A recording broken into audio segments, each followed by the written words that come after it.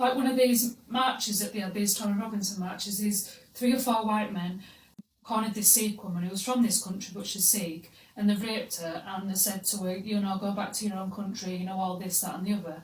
There were no uproar about that, but because that didn't fit the demographic, you didn't have them screaming about that at the Tommy Robinson rally. No, you were just screaming about the white victims of grooming gangs that the asylum Which is awful. The grooming gangs are horrific. They are. But that's another one that's fallen under net. Nobody's doing out about that properly. Yeah. They're just doing the screaming and the shouting and the finger pointing and all that shit, aren't they? Nobody's actually thinking, right, how do we stop this? Yeah.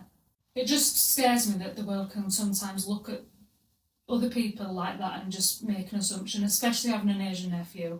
I know, and he's dark skinned as well. He doesn't look mixed race, he looks Asian.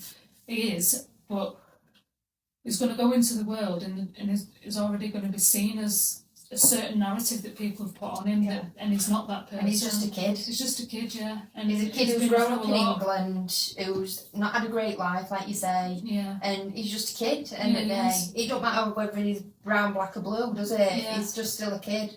I think if everyone just had a bit more human kindness towards each other, no matter what someone's skin colour is. And you can believe what you want, can't you? Believe what you want. As long as you're not hurting other people, believe what you want.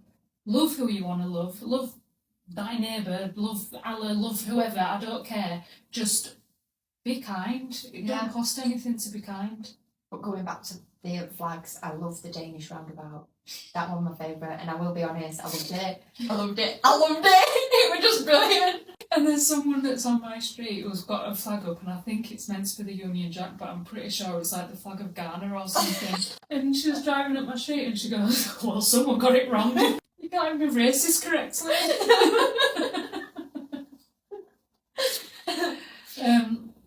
Other mad beliefs. I'm going off topic now because I'll go on a rant. You with the Egyptian thing and the erosion of the lions. Okay, so the Sphinx. I don't know why I said Sikh. The Sphinx. And I know I say it wrong, so nobody has to pull me on it, but you all know what I'm talking about. So the Sphinx is very recently, I don't mean like in the last couple of weeks, but recent in history-wise. Yeah.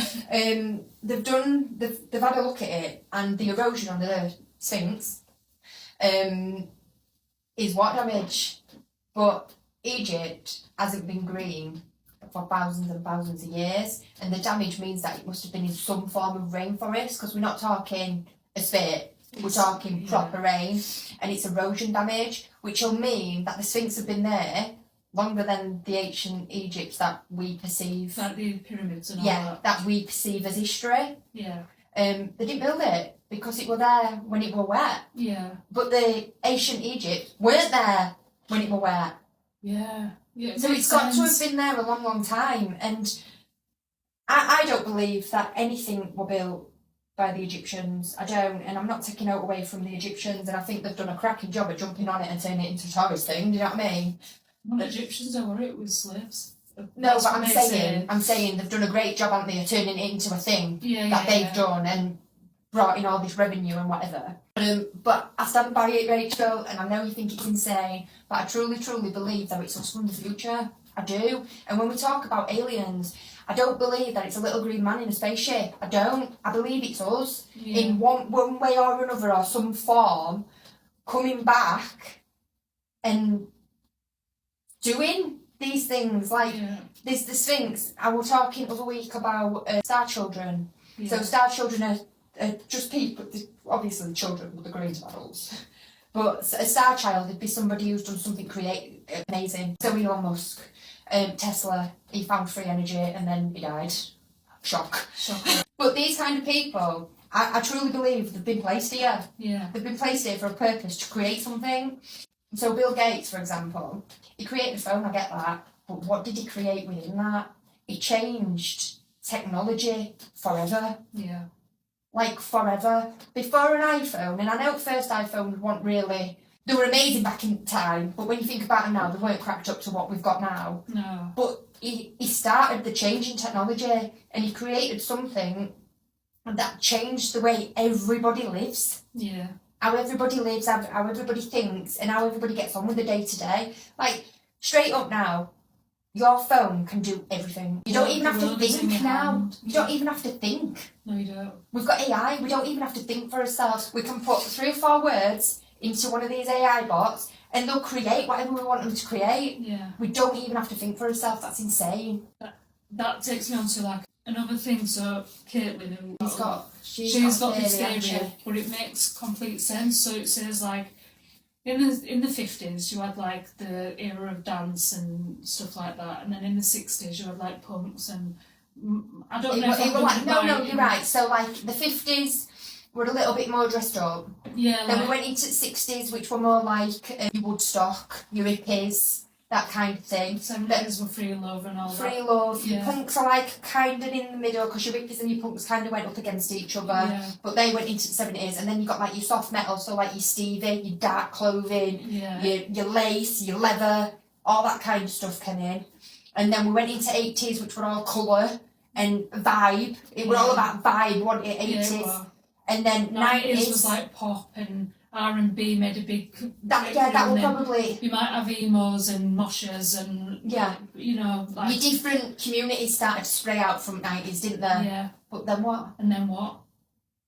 And then what? And then there's the noughties aren't famous for anything. Like, we've been in the 2000s now for 26 years. Yeah. And nothing has changed in 26 years. So, like, for example, if you watch a show like The Office or Friends, like, with Friends, it's a good one because you can see they start that show in the 90s, and then once it gets past 2000... The air changes and everything. Everything changes. Like, it's just weird. What they wear, the voices change, all that.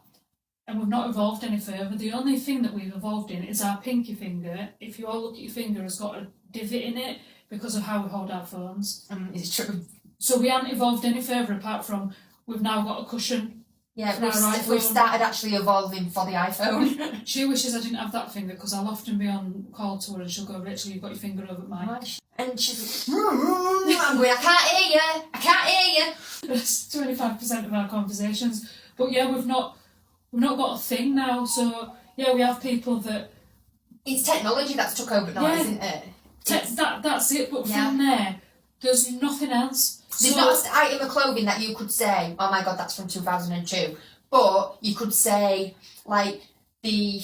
outfit you wore for the Christmas do, that's very 70s. Yeah. There's nothing, and I think that we've evolved so much, that this is as far as we're going, evolving. Yeah. So I think now, we've evolved as far as we can go, so now it's up to us what we do with the planet. Like, we know what damage we're causing, we know what... And I think if we don't all start making drastic changes, because we are killing the planet, we've become greedy. Yeah. So even though I'm a vegan and I don't eat meat or consume animal products, and I'm not going to go on a rant about that, but like cows with the methane in the air. Yeah. Cows are killing the planet. Yeah, adding to the greenhouse gases, and because everyone's greedy and they want everything at the fingertips, mass factory farming to the point where people don't care about... No, we could farm humanely. We could, and they're saying, oh well, if we didn't do that, they wouldn't be here, but they'd probably prefer not to be here than do that. A cow will eat 3 years worth of what I eat in a week. I mean, I've got 3 stomachs, so I just think if we just all cut back, and if you're gonna eat meat and do that, pay a little bit more for them so that you have a look, and it doesn't have to be on such mass. And waste as well. Like, don't buy meat and waste it. If you like, I'm a meat eater. Yeah. But I hate waste, and I'm not just on about meat, I'm on about veg, I'm on about anything. I hate waste, so we don't shop monthly, because you can guarantee if you do it like that, especially with meat, like you haven't got this in your house, but especially with meat, you'll go out and you'll buy loads of meat, but it'll last a week, and you bin a load, and I just think it's really wasteful. Like, a lot goes into getting that steak on your plate, it does. And it's not nice how it gets there. So don't fucking waste it. Yeah. Do you know what I mean? Don't leave it in your fridge and then put it in the bin. Don't do it. I know what you mean, and I think just everything, like, we've become quite a lazy culture. Like, we'll drive everywhere, we'll drive to the shop, and I do that. Oh yeah, I do. And the only thing that I'm doing now differently is I drive an electric car, but only because that's the one that I could afford. Yeah. If I could get a petrol car for the same price, then I'd have done that, and I'd have still been contributing to it. But I think because we all make these little decisions that feel like a little decision were adding to the demise of the planet. I agree. But yeah, that got a bit deep. That did get a bit deep. I feel like you woke come out a little bit in this one. My wokeness has come out a lot in this one. We're right at dawn! I'm trying to think of any other, like, kind of... I know that you say that you think that aliens... I think that aliens, like you say that you think that there is and blah, blah, in the future and stuff, I believe that there is another form of human, not green and all that live on another planet, because the universe is too big and it'd be way too arrogant for us on this tiny planet to think that we're the only life. Oh no, I don't believe that we're only life, and I do believe that there's life on different planets, but I don't believe it's like this alien thing. I do believe that they're probably very similar to us. Yeah. Do you know, in the sense that if out they're more advanced. If you do go into this black hole, that they say you can't go into the black hole because you never come out of it. Yeah. But what happened? What's at the inside? What's inside that black hole? So have you ever watched Interstellar? No. With Ben Time? So I've watched stuff about bending time over and over and over, and I cannot get my head around it. But apparently a black hole is a bending time. So by passing through a black hole, you're bypassing time. So Interstellar, for example, this I struggle to get my head around it, but look into it because it's so interesting. So Interstellar is based on the wormhole idea. And the idea is that by going through this wormhole, they're bending time. Right. Which means that they can get places quicker. So they're trying to get to a planet that's miles and miles, like light years away. But by going through the black hole, it's bending time. So it's straight like that. And what they're doing, like a piece of paper, folding it. Right. So then the distance is not that anymore. It's that. But getting your head round it is so... And I don't know it fully. But you can't come back from that, can you? If you go into a black hole, you don't come back out, do you? Well, they say not, but has anybody actually been through one to come back? That's what I mean. Yeah. Oh, have they? But they're just from a different... So does it then take you to a different universe or a different galaxy or a different planet? And I do believe that, yeah. Yeah, I do. I believe you can bend time. Yeah, this is what I mean. So I don't believe in green aliens and all this, but I do believe the spaceships. So you know what Murphy's Law is, don't you? That's what Interstellar's based on. What can happen will happen. Yeah. So I do believe the spaceships, and I do believe that, but I believe they look like us, and I believe that they live on another planet, and they're a bit more advanced than us, and they've learned that they can come and visit us, and they can, like... Yeah, absolutely. Pick people up and do experiments on and work stuff out and stuff, so that they can then advance. It's not crazy, is it? They can then advance their planet. And it's stuff like when people say that they've had a near-death experience and they say, I've seen the light, and it was just this light, and there was this person that came and all this, and they believe it's the pearly gates. I don't. I believe they've gone up in a spaceship. I know that sounds mad. When it comes to death, so I was raised Catholic, so I know I should believe in heaven and all that shit. But I'm saying it's shite. No, I do believe you go on. Like energy, like you're made of energy. Energy don't die. So once you die, that energy's got to go somewhere. It's got to transfer. It's got to transfer, hasn't it? But I could get on board with reincarnation, me. Yeah, I could. Totally get on board with that. Your soul just like replenishes into different formats constantly. Like your soul lives on forever. Yeah. But it's your physical being that doesn't. Yeah, because your soul is you. It's your personality. It's the way you look. To wipe her armpits on that jumper when she gets around. It's the way that it's the thing that puts the personality on your face. It's everything. It's your mannerisms, and I think that it is energy, but it's your energy, and I think it's unique to you. And I don't think that once you die, that energy just fizzles out because it can't. No, it's got to go somewhere. It's electricity. It has to transfer. And you see on so many films and stuff, where you see it come out and stuff. But like when my grandma died, I went to see her, and she'd only been dead like an hour, and she still looked like her, and I could still feel her solar energy. And then a couple of days later, when I went to see her in Chapel Rest, she was a shell. Yeah, and the face, I think we've discussed this before as well, but the face, like, looks different. Yeah. Like you say, initially they look like them, but over time when you go to Chapel of Rest and then you look at them, they look different. Like, they're familiar, like, you know it's them. But they just don't quite look right, do they? It kind of looks like someone's done a replica of your loved one, like a waxwork. Like Madame Tussauds. Yeah, but Madame Tussauds were having a bad day. Well, she just or too smooth shape. Because Yeah, everybody's yeah. wrinkles fall out. Yeah, I know. And I know that this is really gross, but my grandma died during COVID. So normally if you're going to get seen by your family in the chocolate vest, they put these little glass globes under your eyelids because your eyelids are the first thing to sink into your head. Sorry if I'm triggering anyone. But they couldn't get the supplies. Oh, because COVID. So her eyes were closed, but they were sunken in. Like, really sunken That's in. not nice that you had to see her like that. No, and they didn't warn me. They should have pre-warned you about that. Then when I come out, there was like, "Are you alright?" And I said, "Why do my grandma's eyes look like that?" And then he explained. And then he was like, "Are you alright?" And I just didn't speak and went back out. And then Annie was in the car and she said, "Should I go and see her?" Because she wanted to see her as well. And I said, "She doesn't look nice." And she went, "Doesn't she?" And she went, "I'm still going to go in." And she was in there 30 seconds. She come out, she went, "I can't do that." Oh, really? She's seen her. Yeah, but she couldn't stay. Yeah, she didn't like touch her or anything. Like, I give her a kiss and I held her hand, but she said, I just can't do that. No. And that's fair enough. Yeah. It is fair enough.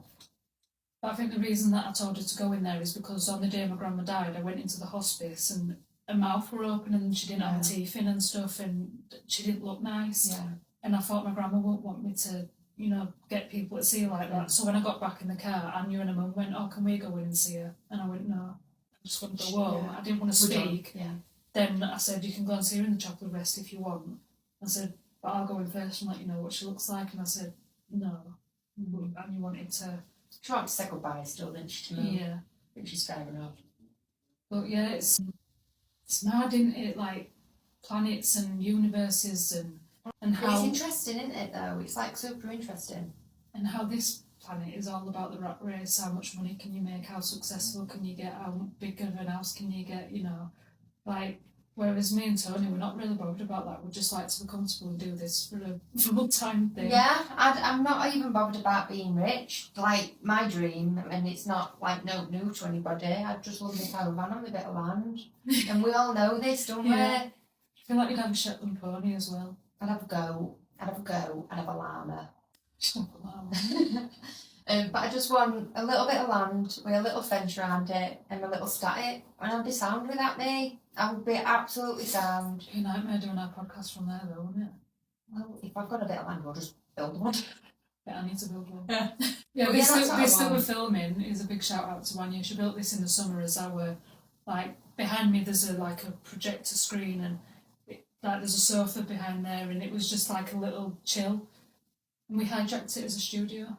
To the point where even Annie now calls it the studio. But we're probably going to put this into a two-parter because it's been a long one. Yeah. But we're good. We're good. Let's go. Wrap up. Bye, guys. Bye.